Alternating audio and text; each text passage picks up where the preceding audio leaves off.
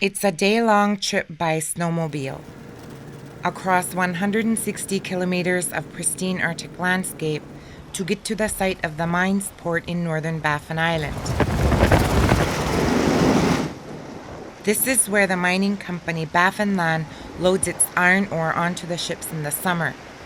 That cargo sails right through prime habitat for narwhal and other wildlife. But for Inuit hunters, that is not the biggest concern about the mine. This is.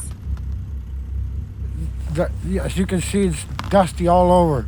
That pink glow on the snow and sea ice is iron ore dust.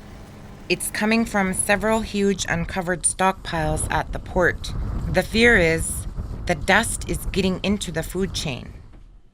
Narwhals eat the char, and we eat the char, and bears eat the seals and Arctic char.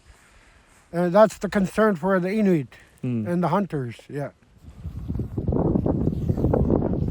A small group of Inuit hunters are so concerned about the changes they've seen on the land and the mine's plans to increase production, they staged a protest earlier this month. Their camp on the airstrip at the Mary River mine site held up operations for a week at a cost of $14 million, according to Baffinland. A court order eventually forced the protesters to leave. While the blockade and protests like this are rare in Inuit culture, the motive behind it has garnered widespread support.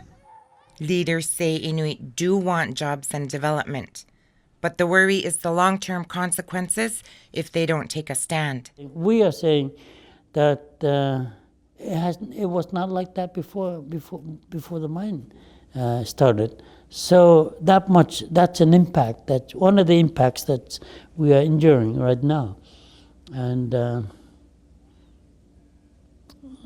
hunters are right.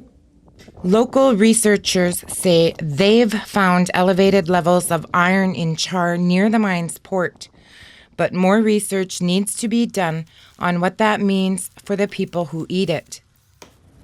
Still, despite millions of dollars in jobs and royalties Inuit receive, some wonder whether it's worth it. Money doesn't bring back animals.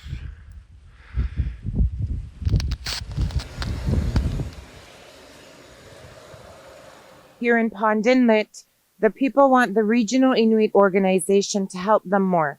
They're the group in negotiations with the mine for more royalties and better environmental protection. CBC reached out to the group while we were here in the community, but they did not agree to an interview.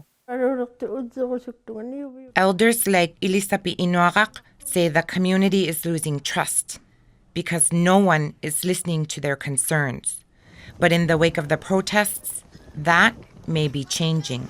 You know, it's unfortunate that they felt they had to go to those extremes to be heard. Baffinland's vice president now says the company is open to making changes to its expansion plans, such as easing up on the increase in shipping. Meanwhile, the regional Inuit organization has promised to meet with the protesters, although no date has been set. And after a long delay, the environmental review hearings into the mine expansion have now been scheduled to resume in April. Small signs of progress, bringing renewed hope for greater protection for this treasured Inuit land. Pauline Pimek, CBC News, Pond Inlet, Nunavut.